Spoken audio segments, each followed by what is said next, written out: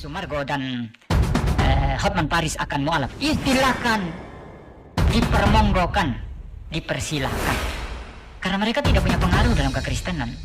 Mereka nggak akan berpengaruh apa-apa bagi gereja. Assalamualaikum warahmatullahi wabarakatuh. Bismillahirrahmanirrahim. Ikhwan fillah semuanya yang selalu dirahmati oleh Allah Subhanahu wa taala. Semoga sahabat-sahabat sobat Bang Zuma selalu dalam lindungan Allah Subhanahu wa taala. Amin amin ya rabbal alamin. Baik sahabat-sahabat semuanya, kali ini kita akan membahas tentang fenomena mu'alaf yang terjadi di tahun 2025. Bahkan yang terakhir ini ya, di akhir-akhir ini membuat 1-2 pendeta itu langsung menanggapi dan terguncang melihat fakta-fakta yang terjadi dan fenomena yang terjadi. Dan bagaimana pendeta-pendeta itu menanggapi tentang fenomena mu'alaf yang terjadi di tahun 2025 ini. Kita akan menyimak bagaimana dia begitu emosinya menanggapi tentang Ruben Onsu, Dr. Richard Lee, dan banyak yang pindah agama dari Kristen sekarang memeluk Islam. Nah, untuk teman-teman yang mungkin sudah mendengarkan, sudah melihat fenomena ini terjadi, mungkin hanya tersenyum dan tertawa saja melihat pendeta terguncang dan kelihatan sekali bergetar pada saat menyampaikan sesuatu dan menanggapi terjadinya fenomena ini. Sahabat-sahabat semuanya, mereka selalu berpendapat ini tidak mengguncang keimanan Kristen dan ini tidak berpengaruh terhadap kekristenan atau terhadap gereja. Tapi ini bukan hal yang seperti itu yang kita bahas, tetapi yang perlu kita ingat, terjadinya fenomena mu'alaf ini pasti kita ingin tahu alasannya. Apa alasan tersebut? Kita simak di video berikut ini. Orang kalaupun takut atau khawatir banyak yang mu'alaf, ya selain daripada alasan teologis tadi, ya kalau Anda orang reform tidak ada alasan untuk takut ya, kecuali Anda orang Arminian ya. Ya, tapi mungkin yang namanya orang ya bisa aja dia mungkin tetap merasa takut walaupun dia bukan orang Arminian, mungkin dia orang reform ya, tetap mungkin mempunyai rasa khawatir ya. Sahabat-sahabat semuanya ya, wajah kekhawatiran yang ditampakkan oleh pendeta MIM sangat kelihatan sekali ya. Bagaimana pendeta MIM ini menanggapi fenomena ini, kelihatan sekali ada muncul kekhawatiran dari pendeta MIM. Bahkan kalau kita lihat, begitu antusias pendeta MIM ini menanggapi tentang fenomena ini. Nah, dalam satu pengakuan memang tidak melihat tidak mengucapkan hal yang dianggap penting ya kan, orang-orang ini ditanggapi. Tapi kalau kita melihat raut mukanya, ini kita bisa membaca raut mukanya ya, akan kelihatan sekali tingkat kekhawatiran yang dialami oleh pendeta MIM. Berpengaruh kepada kekristenan sehingga waktu dia keluar itu dia membuat begitu banyak orang terpengaruh.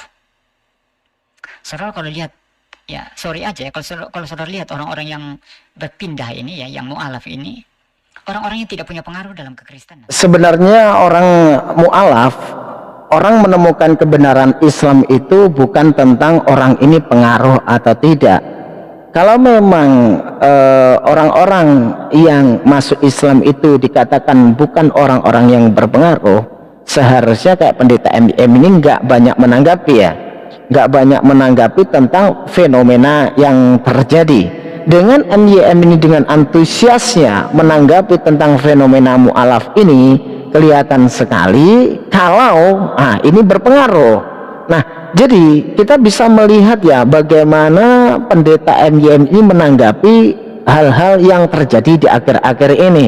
Nah, seperti Richard Lee, Dr. Richard Lee ya, terus Ruben Onsu, dan ada beberapa orang-orang yang dikenal oleh publik itu menemukan kebenaran Islam.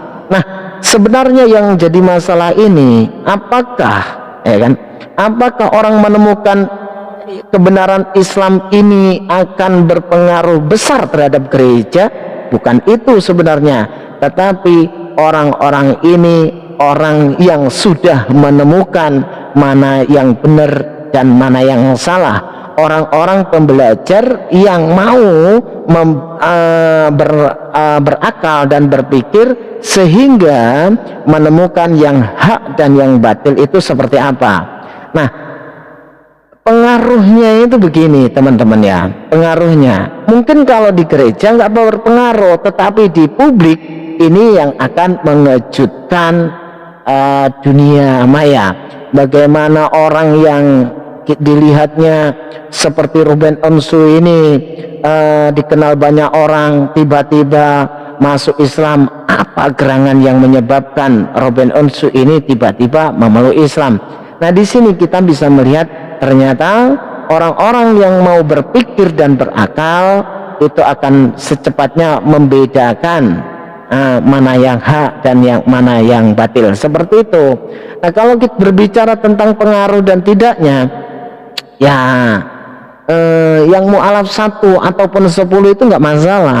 Cuman yang jadi masalah itu, benarkah yang diimani oleh orang-orang Kristen itu kebenaran yang abadi, sehingga orang-orang yang berpikir ini meninggalkan kekristenan. Nah, ini muncul pertanyaan seperti itu. Seharusnya jangan dicari ini orang-orang tidak pengaruh dan ini. Nah, kalau tidak pengaruh kenapa ditanggapi begitu Pak MYM ya? Ruben Onsu itu ya punya pengikut ya di dunia hiburan. YouTube misalnya Bobon Santoso itu punya 17 juta subscribers kalau saya tidak salah ya. Di dunia hiburan Deddy Corbuzier itu punya jutaan, lebih banyak dari Bobon Santoso subscribersnya ya. Ya, mereka memang punya banyak. Nah, itu teman-teman ya, tentang itu tidak pengaruh dan itu pengaruh. Tetapi apa yang dibahas seperti Ruben Onsu, Sumarko itu kan banyak pengikut ya. Pengikut biarpun itu pengikut di dunia hiburan, tetapi ini memang tidak pengaruh di gereja, tapi membuat satu kejutan di dunia ranah publik. Bagaimana orang-orang ini bisa tiba-tiba memeluk Islam? Nah, jadi pendeta MYM ini ingin menutupi bahwasanya sebenarnya ini mengguncang dunia kekristenan, tetapi bagaimana MYM ini menutupi keadaan yang sebenarnya dengan cara-cara bahwasanya orang ini duduknya di dunia hiburan dan orang ini duduknya di dunia hiburan, sehingga publik itu dianggap oleh pendeta MYM ini tidak terpengaruh dengan hal seperti ini. Tetapi apapun itu, dunia maya tetap akan terkejut dengan hal-hal yang terjadi pada akhir-akhir ini ya teman-teman ya. Makanya kalau kita melihat pendapat-pendapat atau tanggapan dari pendeta-pendeta ini, mereka itu sepertinya kita tidak bisa membaca raut mukanya. Tapi kalau kita lihat dengan antusiasnya tanggapan para pendeta ini malah memperlihatkan keterguncangan dalam intern mereka. Kok bisa orang ini tiba-tiba memeluk Islam? Nah, seperti itu. Maka kalau Anda melihat pendeta Isra Soru mu'alaf, misalnya ini ya, saya yakin 1000% pendeta Isra Soru tidak akan mu'alaf. Tapi kalau saudara melihat pendeta Isra Soru misalnya seandainya mu'alaf, nah ini baru ada alasan untuk ketar-ketir. Kalau pendeta Isra Soru atau pendeta Stephen Tong ya, mu'alaf misalnya, ya ada alasan. Nah, ini tambah ngawur lagi nih, dengan pernyataan bahwasanya kalau Isra Soru itu mu'alaf itu yang bisa mengguncang. Nah, dan dia mengatakan bahwasanya Isra Soru tidak mungkin akan mu'alaf. Di sini kalau kita lihat MYM ini kalau berpendapat seperti ini, itu akan melebihi kehendak Tuhan. Padahal kalau tentang orang ini menemukan kebenaran Islam, mendapatkan hidayah, itu bukan kehendak manusia. Bahkan orang Yat sendiri pun tidak akan pernah tahu apakah orang ini akan Kristen sampai mati atau akan berpindah agama di kedepannya. Bahkan sampai seperti ini ya teman-teman ya, kita detik setelah ini masih hidup saja kita tidak tahu. Kita detik setelah ini meninggalkan dunia ini kita juga tidak tahu apa yang akan terjadi setelah detik ini, menit setelah ini kita tidak ada yang tahu. Tetapi pendeta MYM bisa menjamin bahwasanya pendeta Isra Soru itu tidak akan mungkin mu'alaf. Nah, ini melebihi wewenang Tuhan kalau seperti ini teman-teman ya. MYM ini kalau menyatakan tidak mungkin, nah ini berarti kan sudah melebihi apa yang jadi kehendaknya Tuhan. Tuhan seperti ditebak atau didahului kehendaknya oleh pendeta MYM, padahal tidak bisa seperti itu Pak Pendeta, tidak bisa. Nanti terjadi beneran itu berbahaya bagi Anda, bisa terguncang Anda. Nah, apapun perkataan seseorang itu adalah doa. Kita doakan bersama-sama ya teman-teman ya, semoga Esra Soru menemukan kebenaran di dalam Islam. Atas pernyataan Pak Pendeta MYM bahwasanya Pendeta Esra Soru itu dijamin tidak akan mungkin pindah ke Islam. Tapi kita doakan bersama-sama ya teman-teman, semoga Pak Pendeta Esra Soru menemukan kebenaran Islam. Nah, perkataan MYM ini bisa kita pegang, ini menjadi sebuah doa, tapi sangat berbahaya teman-teman. Sempat Esra Soru, Pendeta Esra Soru pindah ke Islam, nah ini apa pendapat Pendeta MYM? Pasti teringat akan ucapan yang pernah diucapkan. Karena apa? Kalau kita dengarkan tadi, dia sudah melebihi apa yang menjadi kehendak Tuhan. Tuhan berkata seperti ini belum tentu sama dengan perkataan manusia. Manusia menginginkan seperti ini, merencanakan seperti ini, belum tentu sesuai dengan apa yang terjadi ke depannya sesuai dengan kehendak Tuhan. Nah ini bahaya ini Pak Pendeta MYM menjamin Esra Soru tidak mungkin masuk Islam. Nah ini gawat ini. Iman reformnya. Kalau saya sih tidak terguncang saudara ya. Pendeta MYM katanya tidak terguncang ya teman-teman ya. Tetapi kalau lihat dari antusiasnya berkomentar itu bergetar hatinya ya, melihat fakta-fakta dan fenomena yang terjadi. Saya nggak terguncang, tetapi ya itu tidak bisa dibohongi bahwasannya yang terjadi memang seperti itu Pak Pendeta.